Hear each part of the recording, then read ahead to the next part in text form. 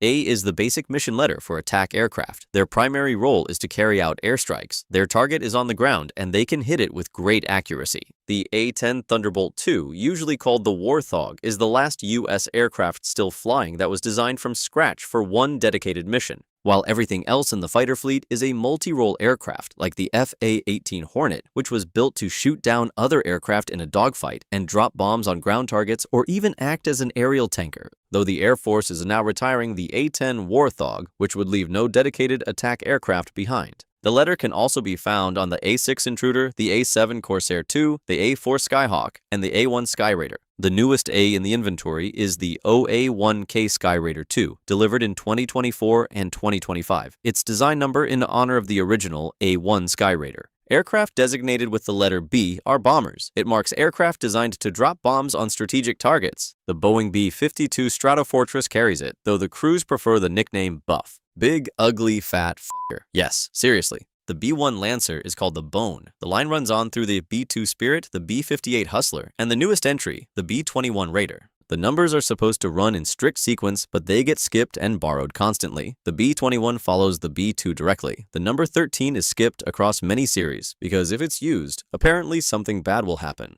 C means cargo or transport, the workhorses that move troops and freight. They typically have high wings and stubby landing gear that keep the fuselage low to the ground for easy ramp access, plus wide, boxy fuselages to fit bulky cargo. The C-5 Galaxy is one of the largest aircraft ever built. The C-17 Globemaster III handles heavy airlift. The C-130 Hercules is the tactical transport that refuses to retire, and the C-141 Starlifter carried strategic loads for decades. C also gets bolted onto other aircraft that are converted to haul cargo. It is one of the most reused letters in the entire system, because almost everything eventually gets a transport variant. Now, A, B, and C are the easy ones, but before we go further, we need the system behind them explained. The U.S. military aircraft use an MDS, short for Mission Design Series. It is a set of letters and numbers, and each piece has its own role. Starting beside the dash and moving left, a vehicle-type letter may identify what the machine is, such as H for helicopter or D for drone. The next letter is the basic mission, what the aircraft was originally built to do. A modified mission letter shows that an aircraft has been modified to do something else, other than what it was originally built to do. So, for example, the KC-135 was originally made to transport cargo, but was modified to become an aerial refueling tanker. At the far left, a status prefix can mark a prototype or test aircraft. To the right of the dash, the design number shows the amount of major designs the aircraft had. For example, the A1, the A2, A3, and so on. And the final letter identifies the aircraft series, so the A-10C would have had an A-10B and A-10A series. D does two completely different jobs depending on where it sits. As a modified mission letter, it means drone director. That is the DC-130, a Hercules rigged to launch and steer target drones in flight. As a vehicle-type letter, D means something stranger, a UAV control segment, and here the D is not an aircraft at all. It labels the ground control station, the trailers, consoles, and antennas where operators sit and fly a drone from the ground. For example, the D1 is the control system tied to the MQ-1 Predator, so the same letter can mean a plane that flies drones, or the room that controls them. E means special electronic installation, or electronic warfare. These aircraft carry radar and sensors instead of bombs.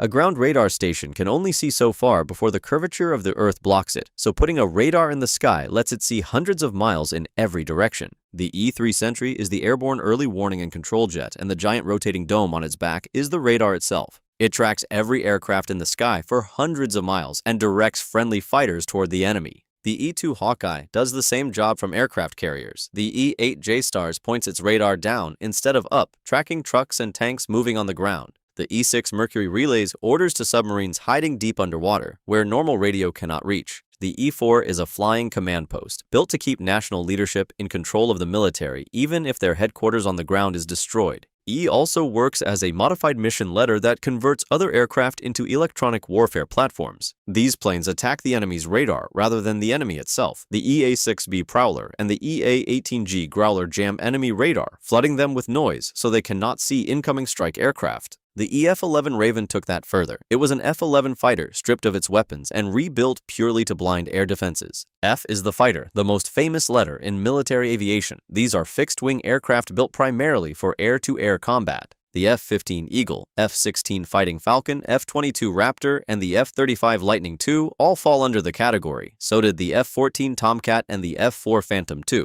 The F-117 Nighthawk was labeled a fighter, even though it was really a bomber. The mislabel was intentional, meant to hide the aircraft's true purpose during its secret development. The mission is air superiority, meaning control of the airspace over the battlefield. That control is what allows bombers, attack aircraft, and transports to operate in the first place, which is why the fighter is the first aircraft to go into any modern war. Fighters are defined by speed and maneuverability. For most of the jet age, that meant dogfighting, close-range, turning battles decided by guns and short-range missiles. But new long-range radar-guided weapons have pushed most fights far beyond visual range, and the classic dogfight is now almost obsolete. The F-4 Phantom II is the definitive example, flown in Vietnam by the Air Force, the Navy, and the Marine Corps as the principal air superiority fighter of the era. Many modern fighters also carry secondary missions as standard, such ground attack like the F-22 Raptor. The F-22 Raptor's stealth technology was considered so sensitive that Congress banned its export outright, even to close allies. No F-22 has ever been sold abroad. The most remarkable thing a fighter has ever done happened in 1983 when an Israeli Air Force F-15 collided with an A-4 Skyhawk during a training exercise. The Skyhawk pilot ejected. The F-15 pilot flew home and landed, but he did not realize until he was on the ground that the collision had torn off his entire right wing.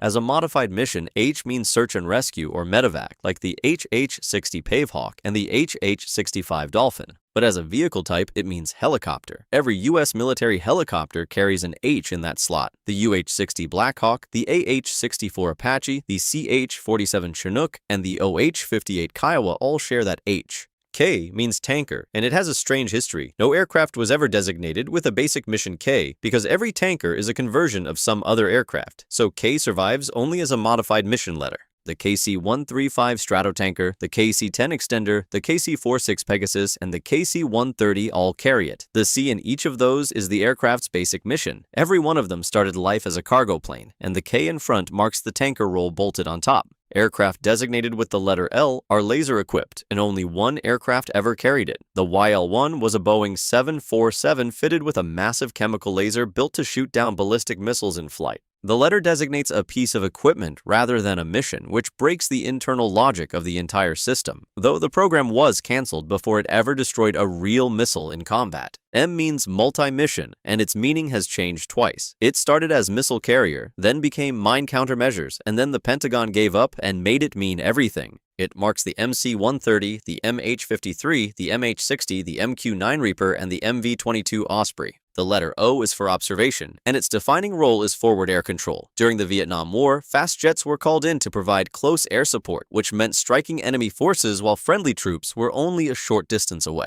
That kind of attack demanded extreme accuracy, and a jet moving at several hundred miles per hour could not spot a target hidden in jungle canopy. The solution was a slow, low-flying observation aircraft. The O-1 Bird Dog and the O-2 Skymaster orbited above the battlefield, found the enemy position, and fired white phosphorus marking rockets into it. The smoke gave the incoming strike jets a visible target to bomb. Maritime patrol aircraft, designated with the letter P, are built to hunt ships and submarines across open ocean, like the P-3 Orion, the P-8 Poseidon, and the P-2 Neptune. It works as a modified mission letter, too, for patrol conversions of other airframes. Q means unmanned. As a modified mission letter, it marks a crewed airframe converted into a drone, like the QF-16 and QF-4 target drones flown as live targets, so fighter pilots and air defense crews can practice and test missiles against a realistic aircraft in actual flight. As a vehicle-type letter, it marks an aircraft built from the start with no pilot, like the MQ-1 Predator, the MQ-9 Reaper, and the RQ-4 Global Hawk. Designated with the letter R are reconnaissance aircraft. Their mission is to explore and gather information over enemy forces, territory, and other activities. In 60 years, not one aircraft has ever been assigned to the R series. Every American reconnaissance platform is a conversion, which is why the letter appears in the second slot instead.